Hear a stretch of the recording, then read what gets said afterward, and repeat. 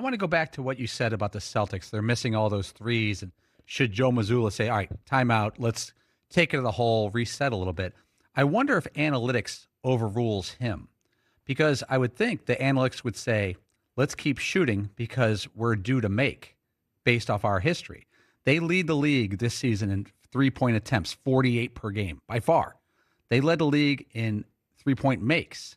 I wonder if analytics told them, don't stop, keep shooting, it will work itself out. But at what point do you say it's not our night? Like, there has to be a point of no return. But I wonder if coaches are taught now to not fight analytics, not go with their gut, because analytics is a removal of gut. And I wonder if Joe Mazzulla says, nope, don't do it. Stick with it, stick with it, stick with it. Well, I believe that you have to go with your gut sometimes. Like, if you go by just the numbers, I mean, I see baseball, managers, they outmanage themselves. They outthink themselves. Instead of going with this, no, how's he throwing? Man, he's throwing great. No, he's throwing 61 pitches. He's got to come out. Well, he's throwing pretty well, Skip. No, he's got to come out.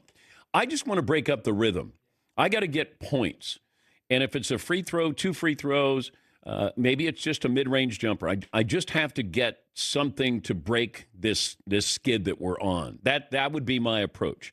If I'm playing or if I'm coaching, let's just get something. Yes, Eaton.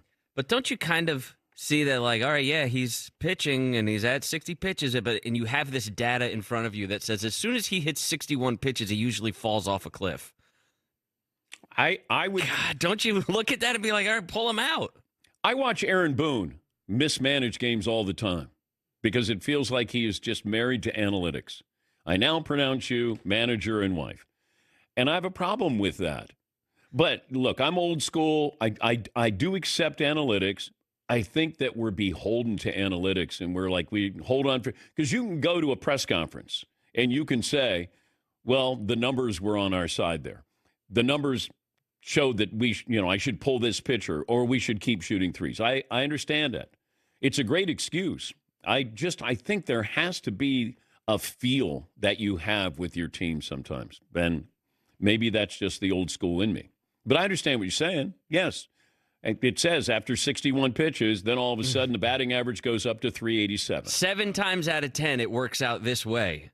You have to have a tremendous amount of belief in your gut and your intuition to say, yeah, but this is probably the 8th time or whatever, But if I say to my catcher, that's all I care about.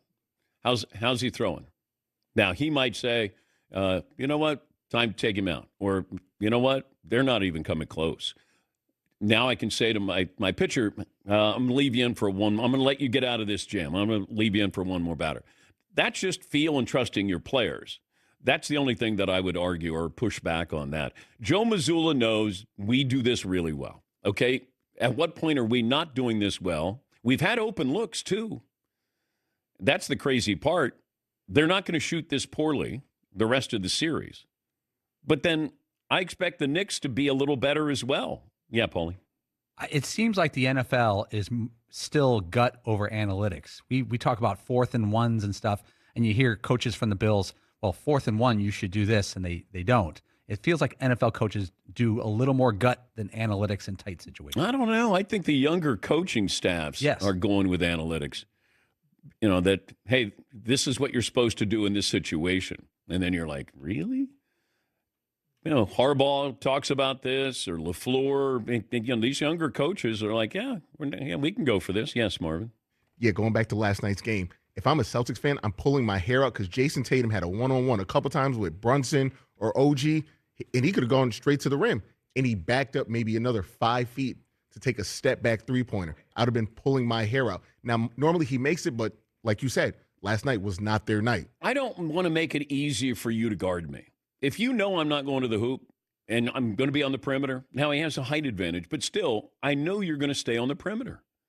It's such a huge advantage, though, I think, for the defense that you're not going to go inside.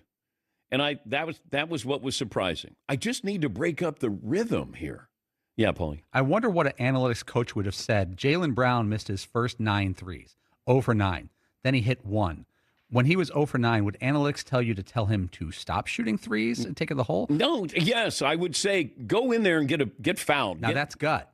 Yes. Analytics have said Jaylen Brown should keep shooting because based off his history, he's due to hit. Paul, I've never lost a playoff game in my lifetime. Okay? I've never coached one, but I've never lost one. Undefeated. Yes. So I know what I'm talking